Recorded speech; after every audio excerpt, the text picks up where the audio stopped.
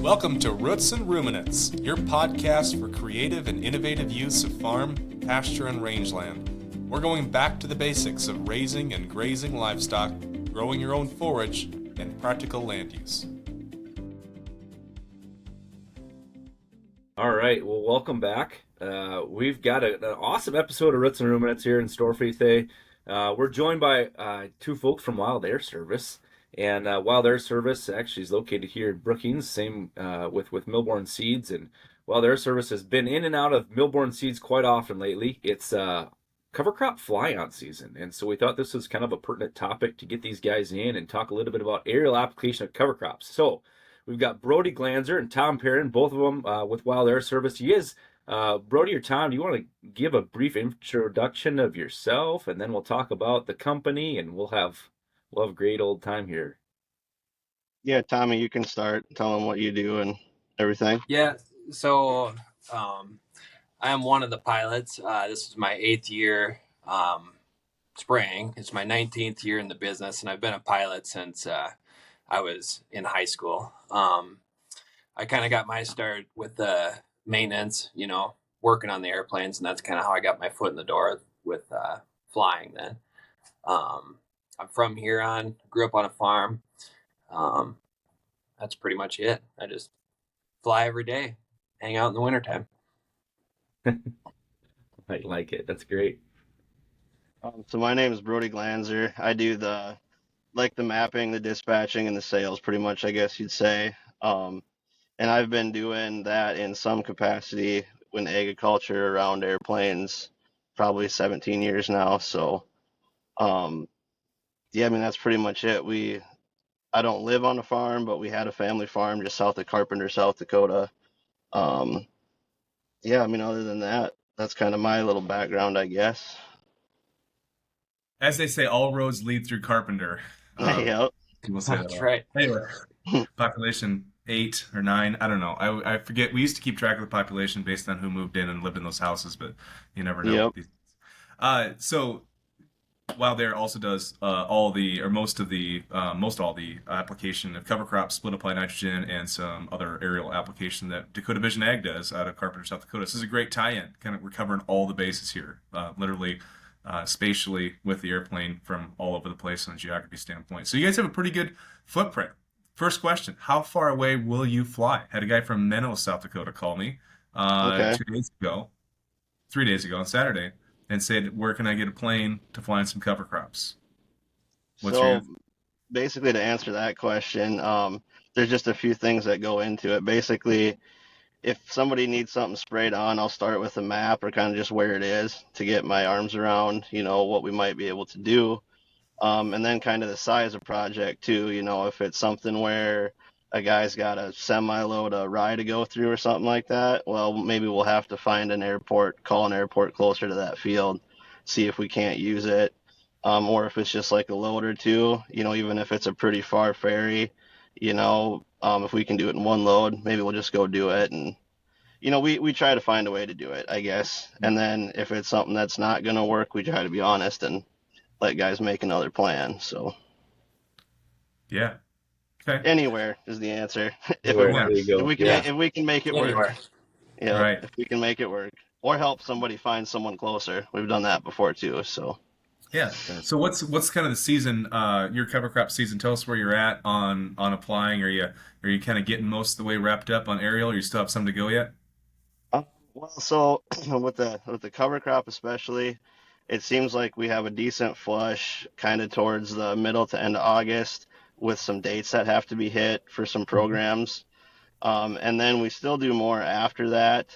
And I think it gets kind of more into the guys that are, waiting for the canopy of the corn maybe to get a little bit more decayed so the cover crop can fall in. Same with the beans. So I think we'll still have till the end of September. Usually we're doing cover crop. And then we'll start spraying some pasture and stuff like that here pretty soon once the leaves on the trees start turning just a little bit more here. So Yeah. So Tom, you're flying, pretty much all season long, right? Spring. Yep. Yeah, about 500 hours a year is what I put on. So you said you've been flying since high school. When you said, "Hey, Mom, I want to be a crop duster," What did she say? Oh, that sounds great, Tom. Thanks. Mothers don't really care for the crop dusting. I can tell you that.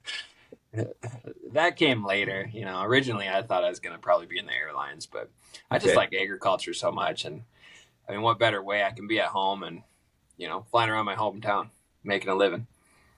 That's true. Yeah. I think a lot of us think that way. That's awesome. I mean, that's kind of the goal. So when you start in this, go ahead, Jared. Well, no, I was going to say, it seems like, do you guys think that there's, more aerial application being done today than there was 20 years ago, for example? Or is it less, or is it steady? That's kind of a hard question. It's changed a lot. Over here in Huron, it used to be a lot of wheat country, and that was pretty high demand for airplanes. And as it changed to row crop, I'd say that kind of went down. But now with fungicides and that sort of thing, I mean, it's kind of, I don't know, it's coming back. And then not to mention the airplanes are bigger and faster, and maybe you need less of them for the same amount of acres. And there's plenty of it going on. Yeah. It seems I was gonna say, I think too, with the farms and fields and everything, farming more and acres getting bigger and stuff like that, I've seen airplanes getting utilized more, especially like when Tommy talked on the fungicide, as that becomes more of a thing. I mean, you got, a 7-day window basically to get your stuff flown on, and that's not counting the days you can't spray. So, I mean, this year, I think we had 12 planes going, did a large amount of acres in about, a week. That pretty much made half our season as far as acre wise go. Yeah. So, it becomes pretty fast and furious there. 20 years ago, I'm guessing there wasn't a lot of cover crops being flown on 20 years ago. So there's, this whole new demand complex, growing demand complex. It's a new season for you, right? That fills a gap that probably wasn't there before. It's getting more and more for sure. I mean, every year we do more and more cover crop, it seems like. Mm-hmm. Go ahead, Justin. Well, as a pilot, what do you prefer? I mean, do you like the liquid part? Do you like the dry, the seed, and what? I honestly like cover crop. I mean, you can get a fair amount of acres done in a day, and you fly a little bit higher. Okay. It's just the risk isn't quite there. And then not to mention the weather has it's cooled off, and it's usually not rough and bumpy, and the airplane performs better. Okay. So yeah, I really enjoy fall spraying and spreading. Yeah. So how many pounds roughly, like on average, would you load that plane up with when you go up with seed? I can fit about 3,000 pounds, 29 to 3,000. And are all crop dusting, crop spraying planes the same? They look like they're all the same to me. Are they all the same, or are they like many different kinds? There's two main manufacturers of them. Okay. The yellow and blue ones you always see are Air Tractor, and then we fly Thrush. Okay. Got it. What color are those? Different colors, but ours are red and white and blue and yellow and red. Got it. We're the outcasts, so it's us. Whether that's good or bad, it's been good and bad sometimes. But we make it so people know it's us versus the other guys, kind of intentionally. So pretty much everybody else is blue and yellow, right? Yeah. Yep. It must be kind of the John Deere, or that would be the John Deere of the Air Tractor of the crop dusting. Yep. Yeah. So you fill up with 3,000 pounds, and then how do you know how high to fly and like your flight patterns with different densities of seeds, and how are you controlling rates as you fly? Hold on, there's a jet going by. Let me close my door here. That's okay. I actually like the sound of the jet as a podcast. I think we'll just keep it in. Let's get more jets. Bring him in closer. It was the medical guy. He's picking up a patient. A lot of it's so like cover crop. I shoot for like your single 2-wire power lines. Basically, if you just clear those without hitting them, that's about the perfect height. So that's the rule of thumb. Okay. You take what you know and apply it, right? So that's the reference. A lot of references because there's really nothing telling you other than yourself about how high you are. So I use that, and then like spraying, that if you're on corn, it's 10 foot tall corn, so I mean, you tend to fly lower on top of corn, and then like beans, you shoot for about 10 feet, 10 to 15 feet. Okay. And do you have is there a gate on the bottom of the seeder that's Yep, opening, it's and there's like a brush meter or something, or? no, so it's real basic. It's just a gate. It's got increments um, of measurement that you can set, and we have a really good idea when we start about where to set it. And then since the plane doesn't really haul all that much, you end up doing a lot of loads. So as you go, you just tweak it, open or closed. Hmm. Yeah, And so so, it goes by density. So like on the ground side, like when I'm planning, say if we have X amount of pounds, I'll try to make a plan for how many loads I'm anticipating that plane will do before we move to the next project, so I can kind of have a timeline going. So one of the things we'll do, especially with seed, is we'll do a density cup when we get these different mixes. And then we know the cubic feet inside a hopper. So we can take the density times the cubic feet inside a hopper, and that can guesstimate how much we can do versus the seeding rate per load, and then have a rough idea. And that's one of the things we do. So then we use just so throw it out there, we use a little auger truck with a discharge that comes out of the front, and it's got a hopper box in the back, and then it's got jet fuel on it too. So that's what we use to load the airplane with the seed. Okay, So we prefer mini bulks to 50-pound bags for for sure. anybody listening. Yeah. sure, sure. The Maybe just loaders have. will appreciate it. So when somebody comes to you and says, "All right, I want to fly on rye over top of my corn this year," walk us through the process that it takes as far as your management, Brody, getting things in line and then getting it to Tom and how it all unfolds. So it's really pretty simple. Basically, if somebody comes through the door or calls in and needs something done, pretty much just start by asking them where they're at. That's the first question, just to kind of know where we're talking. And then from there, we'll see what they're thinking on, like if they need seed sourced or if they're going to order it themselves, because we're really flexible on that. And that's just not seed, but product too. I mean, we offer product, but we don't really care where you get it from. We're shooting to do a good job applicating. That's kind of our main squeeze. So from there, once we determine all that, I get the maps. Either we walk through it on my flight plan account that we use for dispatching and all that other stuff, and basically put the maps in, see where they're at, put them all together, and then we'll go from there and kind of make a plan based on those maps and how many pounds we're talking and this and that.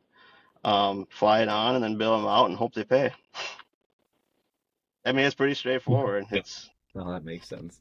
Yeah. If we go try and get the seed back if they don't pay. Like we're gonna go get it back. pick it up one by one. Yeah. No, and then I'll We'll say spread too, out. like with us being in Brookings here, the Millborn connection's been really great. So we do deal Millborn ourselves too. Um, but like if somebody say they order seed at Millborn and they're from, let's say say Dakota Vision orders Yep. some, and if it's something where it's one load and let's say Tommy's not around in Huron, and if I can say, hey, Jared, we can just pick that bag of seed up for you. It's right across the street here. We'll just fly it out of Brookings, meaning it's one load. Yeah. To be able to do that with the Millborn being right here has been really good in the logistics, especially because with the seed mixes, a lot of them are different. Yeah. So we have to make plans based on people. Some people don't want rye. That's one thing I've had to think about more than ever. Um, we ran into a deal 2, 3 years ago where I worked where somebody got some rye in one of their fields and didn't want it, so it kind of became a weed. So now I've had to start looking at things like, well, we need to get all the stuff without rye done ahead of the stuff with rye to make sure it's kind of cleaned out all of our system before we go on and spread it. I would say that has worked out exactly like you described, Brody. It's very flexible when any of these projects where there's, like you mentioned, fungicide before, but like cover crop planting is really just like an all hands on decks getting everything put together. So it's been Hmm. great. Like there's times where we run stuff down to DeSmit for you guys to load out of there. There's times where you pick it up in Brookings, one run load. And at the end of the day, as long as the customer gets what they need and it's done right, we're all happy. There's enough to, for everybody to be happy with the situation. So, I mean, I'd encourage Exactly. other My retailers to my think that. philosophy, yeah, my philosophy has kind of just always been you got to get it on as timely and as quick as you can for the Mhm. customer, and then our job is to figure it all in the background. If there's little things that got to happen, billing, this and that, like if you've got say chemical where it's something that we have on hand already, same active or whatever, like we'll do things like we'll just get it sprayed if we got the weather, and then you replace it for us and stuff like that. Because it's all about getting that customer taken care of. That's our main thing, number one. Well, that seems to be the biggest part of the success of these cover crops, and no different than spraying herbicide is the timing of it. And so, you talked about the timeline of when you're starting and when you're ending, but what about rainfall and the success of cover crops? Like walking through fields after you guys' jobs are done. What have you seen for things that you think work better than others? Well, for the stuff I've walked through, when I go out and check, a lot of times I'm checking more of our consistency of our pattern and stuff, as far as making sure what we're doing when we're applying is actually what we're shooting for out there. And it's been pretty good most of the time. The biggest thing I see, like in corn, I've noticed where if that canopy is a little drier and it's more opened up. Same with beans, where the seed can get down in there a little bit better. That's been something I've seen help a lot. And then it's just rain. I mean, simply put, it's got to have something to help it take off a little bit. Yeah, So, it seems to me if you do it too early, you have limited success. But yeah, yeah. timing and rain. And I really don't really Yep. believe that because I was trying to like get people to be like, "Hey, put it on with another pass. Like, what if we got it out there with nitrogen or something like that? I mean, we could do two birds with one stone. It just in 30-inch corn, 20-inch corn, even 38-inch corn, it just doesn't seem to work all that well to go too early. So I don't know if you were flying, Tom, but like our place just north of Bancroft there, the big white house, 2 years Okay. ago, a corn plot, this little 20-acre kind of square face shaped Okay. field. But we had our pioneer plot out there, so we had corn ranging from 92 to 105 day, I think, out in that same plot, right? So when we put it on, there was much different degrees of, maturity, and so the 105 was still grass green, full canopy, no sunlight coming in. The 92 had tons of it, and so it became not only one a corn plot, but I've got some pictures. I should probably find those, Justin. We could post those, but. How well the rye came, both in like faster, thicker, etc., inversely to the length day of the corn. So the 92-day corn had a fantastic stand, came really early. You could see it coming. 105-day corn kind of had a half stand or less from the same day of application. So you could just see exactly how it was directly related to how much sunlight and space is getting there, Hmm. moisture. That's where some of those, the dates that they set, like this year, it didn't seem to be too bad because stuff seemed to start drying down pretty quick when we got that heat a couple weeks ago. But there's years where, some of the dates you have to get on by, they just don't really match what's the best timing as far as the crop staging, and that's some of the stuff I've run into. Um, and then the other thing that a guy might not think about but really, really needs to is the herbicide residual and carryover, because we've had some cover crop not come up, and we ended up finding out that we looked at what they sprayed before, and there was, I think it was atrazine was the culprit of some of the stuff not coming up. And I mean, so that's another thing you got to look at too, versus what mix you're putting in. You bet. That seems to be a big part of the plan from the initial start of it, and that's certainly one of the things that we try to talk about with folks when they call and they want to put a cover crop on. It's like, all right, well, what herbicides do you have on there? And we're always trying to promote blends just from a diversity aspect, and we know that the blends do more for soil health and biology, and promoting things more than just cover on the ground. And so we want brassicas, usually your clovers or legumes in there, but boy, if you've got atrazine, callisto, something like that that's going to carry over and burn those broadleaves as they start to germinate, then it doesn't really make any sense to put them in. But that's the one thing that's worked well always is probably cereal rye. It's just pretty Yeah, Oh forgiving. yeah, that's where I've seen the most success. yeah. from the Yeah. airplane standpoint, rye is kind of where it's at. I mean, I guess if you were to ask me, I'd say as far as like coming out of the plane as well as growing, rye, and then for the cereals, like probably some oats. And then the one that I've seen the most trouble with is if someone tries to do like an actual grass seed.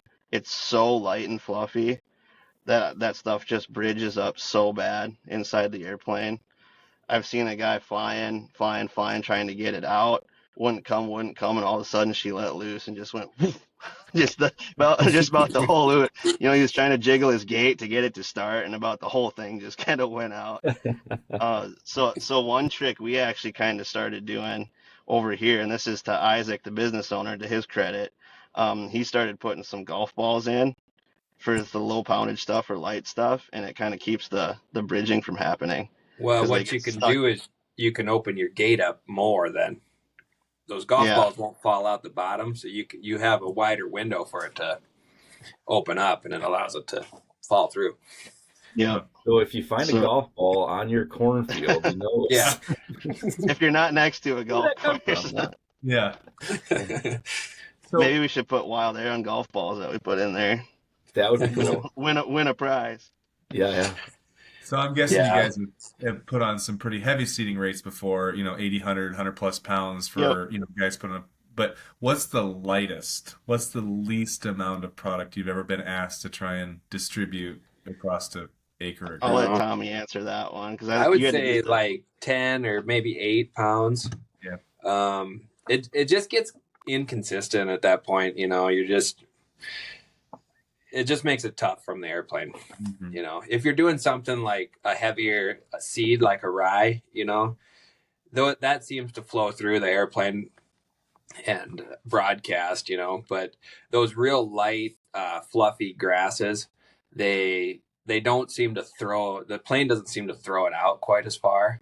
And then it's a lot more susceptible to wind drift and stuff, because if you drop a light seed from 30 feet in the air, it's not falling straight down. Especially when you're going 140. Yeah. Yeah, Have you ever and done? Yeah. The heavier, denser seeds are much easier to work with.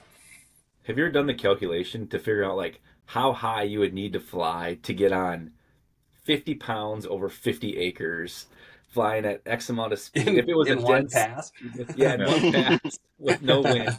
I don't think I'd have oxygen if I got up that high. yeah,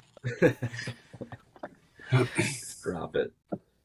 So clover seeding though, you probably haven't done a ton of this, maybe done it before, but clover overseeding mixed in. clover, yeah. Yeah. Okay.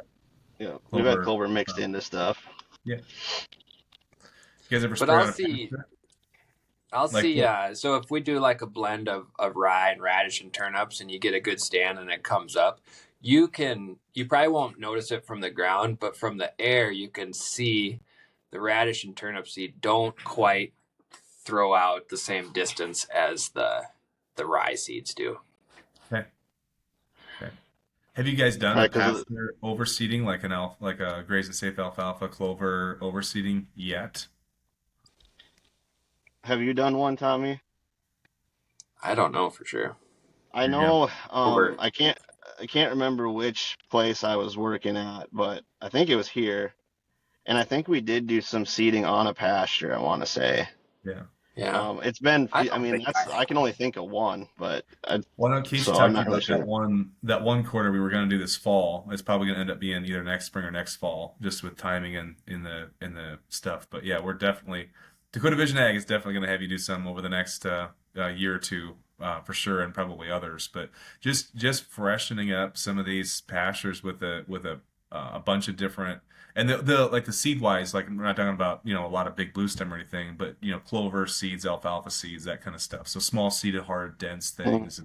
They'd be fairly consistent, I guess, except for sandfoin, which is not consistent at all with everything else. Mhm. But Justin will make it work.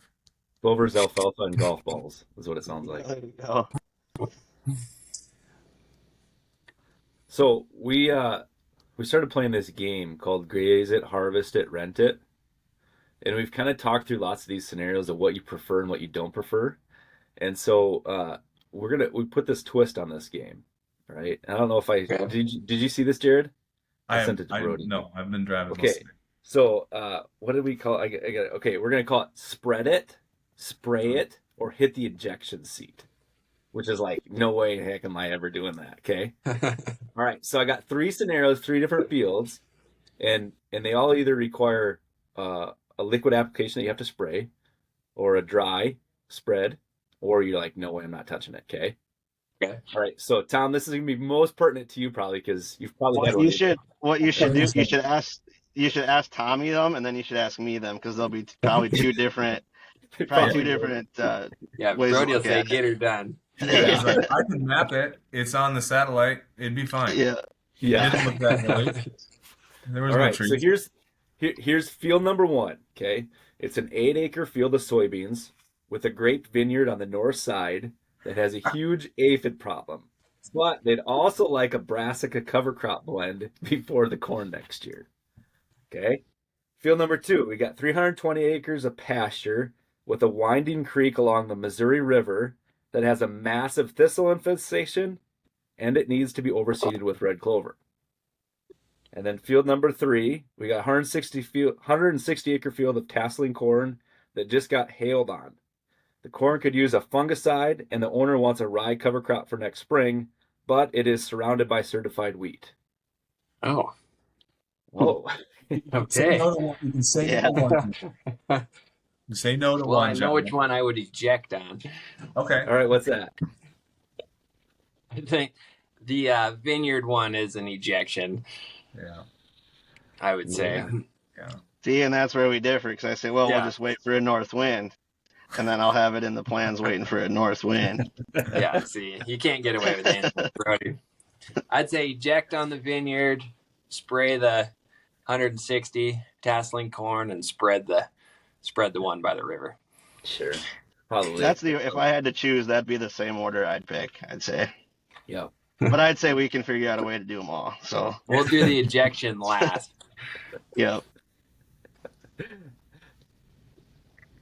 Nice. Yeah, that's fun. So, speaking of ejection seat, what do you have any like really cool close call stories? Nothing.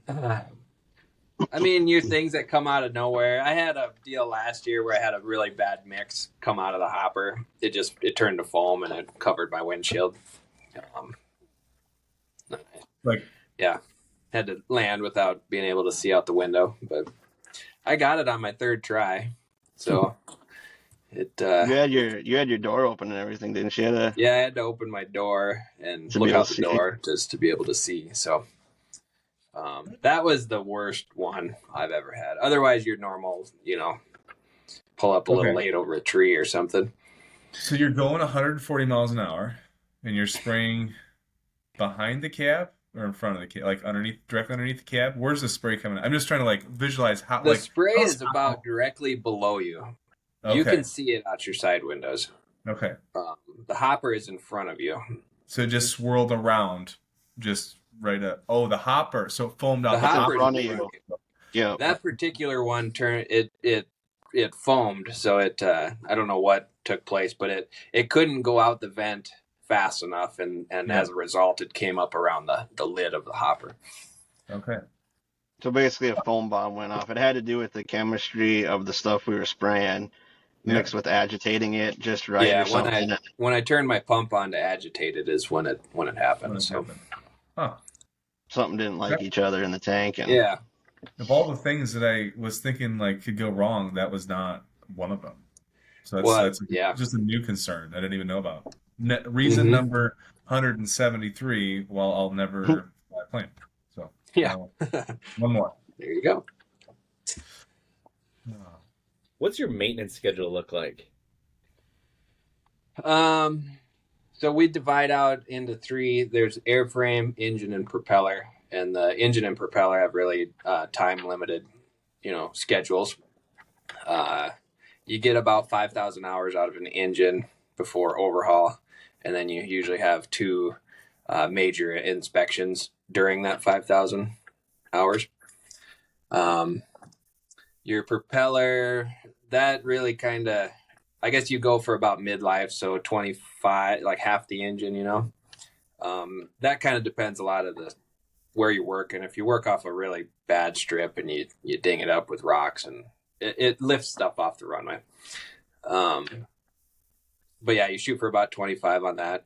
And then airframe, the only thing on there is just general maintenance. You know, there's a couple bolts you got to replace here and there on a time schedule, but the wings are the thing that you really got to follow. So like our wings last 28,000 hours, but there's some inspections within there. If that And makes that sense. So. you just take the whole wing off and put a Well, new wing on, yeah, and so replace it's it, or you put they call it the replace all spar, pieces. so it's basically what everything's built off of, you know, it's the main structure going through there. Mhm. And they just have a lifespan, you know, you pull up and down all day long and Yep. and they can only flex so much. So Yep. um Yeah. yeah, so this winter we got one engine that's got to come off and go down for a routine inspection. And other than that, there's nothing too major coming up this winter. Do you still do all of your own maintenance, or Yep. you do? Okay. Yep. Yeah, and you know, like at the beginning here, that's how I got into this deal is through the maintenance. So, and I was actually in charge of the maintenance for a big co-op here, and I've always done that. It's kind of my wintertime gig, you know. Sure. Um, Yeah, makes sense. Yeah. No different than going through the combine or the planter and the Yeah. shop and Yep. for a farmer. You guys are going through the Gotta do planter. something Yeah. in the wintertime. Yep, Yep. you gotta do something. That's fun. I'll use that to kind of segue into one thing that is kind of nice over here at Wilde Air. So Tommy is a certified mechanic, and then we have two other guys who are mechanics as well. So basically, we have three airplanes that we run right now, and we do, like Tommy was saying, most all of our maintenance in house. And it's kind of rare to have that many hands on deck that are all certified to do your maintenance in house. So that keeps things really good for us and keeps us running good. Yeah, that's just, I wanted to point that out because that's something that's I don't know if it's unique to us, but it's something that very few can offer that. So Sure it is. So I've learned that there are some different rules and regulations with hauling people, right? Like let's say next weekend I want to go down to Texas, and could I just be like, hey Tom, can you take my family of six of us to go down to Texas? Would you be able to do that, or how does that look like? Or can you Yeah, just I charge could. price, or I have all the same certifications and you know, to fly people around. Once you get over a certain size of airplane, you have to have a type rating in that particular airplane. But basically, anything under 12,000 pounds, and it's got one or two engines, I could fly it. Okay. Huh. All right. Interesting. So yeah, there's nothing as far as spraying and then you know going to the next airplane. Okay. I would have you gotta have, it's real basic, like three, I can't even remember, it's been a while, it's like 3 takeoffs and landings or something in the last 60 days or something before you can haul a person. I see. It's really minimal actually. Okay. Yeah. Cool. Well, this has been interesting as heck. It's something that we don't always get a chance to chime in on and learn about. And so I think listeners are going to have a blast listening to this. But is there anything that we didn't talk about that you guys wanted to hit on? Or not really. I mean, especially as it pertains to cover crop, you guys asked a lot of the questions we'd want to talk about, I guess. Yeah, perfect. So Tom, are you flying today after this? We got caught up yesterday. I think I Okay. was gonna go haul silage today. Justin's got to go sell some more. I do too. I have to get There you on the go, horn. yeah. Immediate We got some availability. We got some more in the works with like I said, with the cover crop deal. It's a lot of it people picking their seed. You know, I get a lot of maps and I got a lot of things lined up, and then a lot of times I'm just waiting for them to pull the trigger on their seed. You know, and then with some of those, if they're in some of the government programs and stuff, they've got to wait to hear back too to make sure their stuff qualifies and some of that. But yeah, other than that, I mean, it seems like we're gonna still keep rolling on it. I keep getting phone calls about it, so. Good. Well, so if we got listeners that are still trying to get a cover crop on, what's the best way to get a hold of you, or can you give Wilde Air a bit of a plug? Yeah, so I guess my number is 860-9188. And yeah, basically if you call me, I can get you lined up or get you started. We work with a lot of different retailers too, so if you like to turn stuff in through your local retailer, we can see if that's one that we work with. You can get seed sourced through us at Millborn, or I mean, even if you want to call the Millborn yourself, or we're flexible. So that's kind of our pillar there, is to be easy to use and be flexible and get stuff on. I mean, that's pretty much what we look at first, and then we worry about the rest later. So Perfect. I like people that say yes first. yep. Right. It's awesome. Well, that's been great. Appreciate it, guys. Thanks so much. Listeners, if you guys, if you have more graze it, harvest it, rent it out scenarios, we've got a couple to cover the next episode, Jared. I'm excited to get to those. But if we got more, we actually have a new website. And so now we're going to have an email that also we can send in those ideas. So it's Roots and Ruminants podcast at gmail.com. So it's Roots and Ruminants podcast at gmail.com. So appreciate you listening. And thanks again, Brodie and Tom. Yeah, thanks for Thank having you. us. All Thank right. you. We'll see you.